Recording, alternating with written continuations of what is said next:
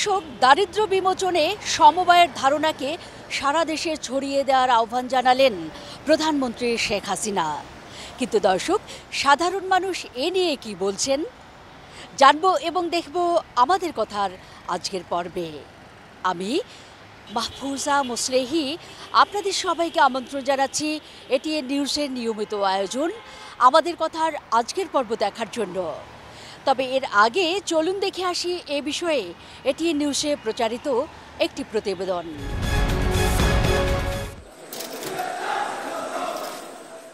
শুক্রবার সকালে ঢাকা থেকে সড়ক পথে নিজের নির্বাচনী এলাকায় আসেন প্রধানমন্ত্রী শেখ হাসিনা। টুঙ্গিপাড়ায় পৌঁছে জাতির পিতা বঙ্গবন্ধু শেখ মুজিবুর রহমানের সমাধিতে শ্রদ্ধা জানান প্রধানমন্ত্রী।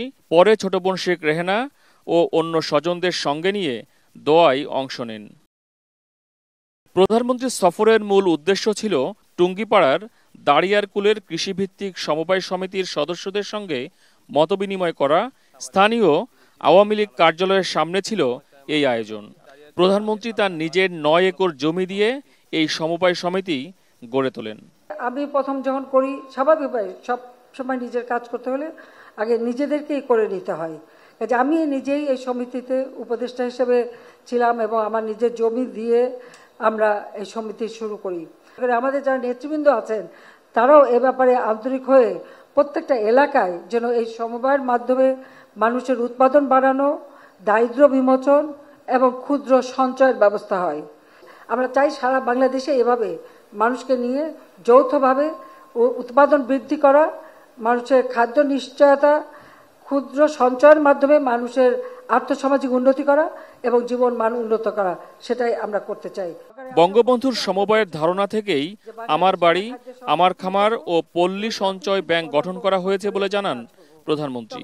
একটি বাড়ি একটি খামার প্রকল্পটা ওই যে জাতির পিতা বঙ্গবন্ধু শেখ মুজিব যে সমবায় করতেছিলেন তারই আলোকে এটা আমরা গড়ে তুলি। আমরা এই সমবায়ের মাধ্যমে এই প্রত্যেকটা পরিবারকে যে সহযোগিতা করব, সেটা থেকে যে উৎপাদন হবে, সেই উৎপাদন থেকে কেউ যদি 100 টাকা জমাতে পারে তাহলে সরকারের কাছ থেকে আরও 100 টাকা দেয়া হবে 2 বছরের জন্য। সেটা জমা হবে তার মূলধন হিসেবে। এবং আমি এর জন্য একটা ব্যাংক তৈরি করেছি, পল্লী সঞ্চয় ব্যাংক। এই পল্লী সঞ্চয় ব্যাংকে এটা থাকবে। তিনি যে ব্যবসা বাণিজ্য যেটাই করেন, হাঁস মুরগি পালন বা চাষ করা বা হাতে সেলাই করা, যে কাজ যে পারবে সেই কাজ করে ওই ব্যাংকের থেকেই টাকা নেবেন এবং কাজ করবেন, আবার ব্যাংকে লোন শোধ দেবেন, অর্থাৎ সম্পূর্ণভাবে স্বাবলম্বী হবে। চাকরির পেছনে না ছুটে উদ্যোক্তা হওয়ার চেষ্টা করতে যুব সমাজের প্রতি আহ্বান জানান তিনি।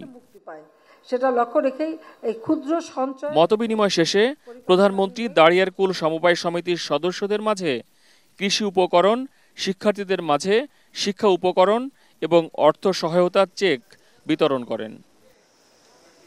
মহসিন কবির, এটিএন নিউজ, টুঙ্গিপাড়া, গোপালগঞ্জ। দর্শক, রিপোর্টটি দেখবার পর এবার আমরা চলুন দেখে আসি এ বিষয় নিয়ে সাধারণ মানুষ কি ভাবছেন।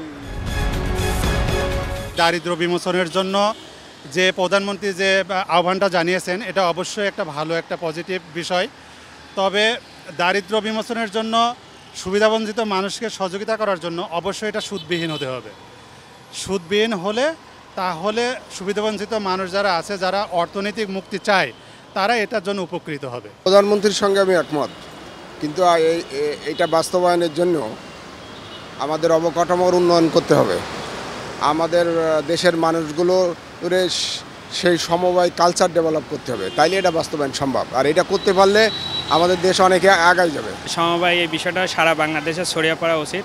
আমাদের দেশে যে সুবিধা বঞ্চিত মানুষ আছে তাদের সমবায় থেকে যদি সাপোর্ট দেওয়া হয়, সেটা সমবায় প্রতিষ্ঠান থেকে হতে পারে, ব্যক্তিগতভাবে হতে পারে, এবং টিম ওয়াইজ একটা প্রতিষ্ঠান থেকে তারা যদি সুবিধা পায় তাহলে তারা সুবিধা বঞ্চিত মানুষ সেখান থেকে অনেক কিছু আগে যেতে পারবে, বাংলাদেশ প্রেক্ষাপটে দারিদ্র্য বিমোচন থেকে মুক্তি পাবে। সমবায় আন্দোলন ছাড়া দারিদ্র্য বিমোচন সম্ভব নয়, এইটা সত্য। কিন্তু বর্তমান পরিবেশে যা অবস্থা, আমি একজন সমবায়ী হিসাবে বলছি, প্রথমে সদস্যদের সামাজিক মূল্যবোধ শিক্ষা ছাড়া সমবায় আন্দোলন কোনোভাবেই টিকবে না। দারিদ্র্য বিমোচনে সমবায়ের ধারণা সারা দেশে ছড়িয়ে দেওয়ার আহ্বান জানিয়েছেন প্রধানমন্ত্রী শেখ হাসিনা। আমি এ বিষয় নিয়ে জানব সাধারণ মানুষের কথা। দর্শক, আমি মাজহারুল ইসলাম মাসুম গাজীপুর আপনাদেরকে নিয়ে যাচ্ছি সাধারণ মানুষের অনুভূতির কথা জানতে। সমবায়ের মাধ্যমে আমরা সবাই এক হয়ে বিভিন্ন ধরনের উন্নয়ন কর্মকাণ্ড করতে পারি, কিন্তু সরকারিভাবে যদি করা যায় তাহলে বেস্ট। কারণ বেসরকারিভাবে যারা সমবায় করে ওদের বেশিরভাগ সময় দেখা যায় ওরা টাকা মেরে দেওয়ার একটা টেন্ডেন্সি থাকে। সরকারিভাবে করতে গেলে কোনো হয়রানির শিকার হইতে হয় না, হেনস্থার শিকার হইতে হয় না। সরকারিভাবে এটা করতে গেলে অবশ্যই এটা প্রয়োজনীয়। দারিদ্র্য বিমোচনে সমবায়ের, সরকারিভাবে সমবায়ের এটা কোনো বিকল্প নাই। আমাদের দেশে যে অবস্থা চলছে তাতে আমাদের অনেকজন মানুষই দারিদ্র্য সীমার নিচে বসবাস করছে। তো এখন এই দারিদ্র্য সীমা থেকে কেউ যদি উপর দিকে উঠতে চায় তাতে সমবায়ের কোনো বিকল্প নেই। আমাদের মাননীয় প্রধানমন্ত্রী জননেত্রী শেখ হাসিনা দারিদ্র্য বিমোচনের জন্য সমবায়ে কথা খুব গুরুত্ব দিয়েছেন। তো সেই হিসেবে আমাদের অবশ্যই এই বিষয়টির প্রতি আকৃষ্ট হতে হবে। বেসরকারিভাবে যে সমবায় সমিতিগুলো হয়েছিল সেগুলো তো অনেকেই ধরা খেয়েছে বা অনেকেই প্রতারণা হয়েছে, কিন্তু সরকারিভাবে যদি এটা মাননীয় শেখ হাসিনা উদ্যোগ নিয়ে থাকে তাহলে আমাদের সাধারণ জনগণের জন্য খুবই উপকৃত এবং দারিদ্র দিক দিয়ে আমাদের মনে করি যে আমাদের জনগণ খুব উপকৃত হবে এটা নিয়ে। দারিদ্র্য বিমোচনে সমবায়ের ধারণা সারা দেশে ছড়িয়ে দেওয়ার প্রধানমন্ত্রীর যে আহ্বান, তা নিয়ে আমাদের কথার আজকের পর্বে আমি যুক্ত আছি কুমিল্লা থেকে আনোয়ার হোসাইন। কি ভাবছে কুমিল্লাবাসী, শুনবো তাদের মতামত। উন্নয়ন করতে হলে কিছু সমবায়ের মাধ্যমে ছোট ছোট ছোট ছোট ছোট প্রজেক্ট যেটা চীনে করা হয়, চীনে এই ধরনের উদ্যোগ নেওয়ার কারণে আজকে চীন পৃথিবীর 1 নম্বর ধনী রাষ্ট্র।